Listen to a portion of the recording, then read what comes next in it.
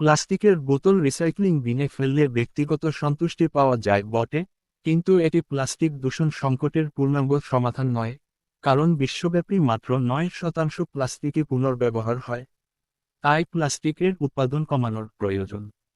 রিসাইক্লিংয়ের সীমাবদ্ধতা আছে। Plastic recycling প্রক্রিয়া জ্বালানি খরচ করে, মাইক্রোপ্লাস্টিক উৎপন্ন করে এবং নতুন প্লাস্টিকের সাথে মিশে পরিবেশকে আরও বেশি বিষাক্ত করে। এটি শুধুমাত্র দূষণ কমাতে সাহায্য করে না, বরং নির্গমন এবং জল দূষণ বাড়ায়। তাই একক সমাধান হিসেবে রিসাইকেলের উপর নির্ভর করা ভুল। তাহলে সমাধান কি? একক ব্যবহার্য প্লাস্টিক কমানো এবং পুনর্ব্যবহারযোগ্য ব্যাগ বোতল এর পক্ষে প্রচারণা চালানো। বাঁশ, সিউইড, মাশরুম বা মাছের খোসা থেকে বায়োডিগ্রেডেবল উপাদান ব্যবহার বাড়ানো। উৎপাদকদের দায়িত্ব বাড়ানো এবং বর্জ্য ব্যবস্থাপনা উন্নয়ন।